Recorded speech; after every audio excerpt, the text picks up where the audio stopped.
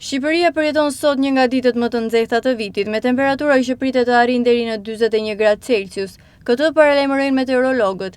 Sipas tyre, dita e sotme dhe ajo e nesërme do të jenë më të nxehta të vitit 2026, me temperatura ekstreme në pothuajse gjithë territorin.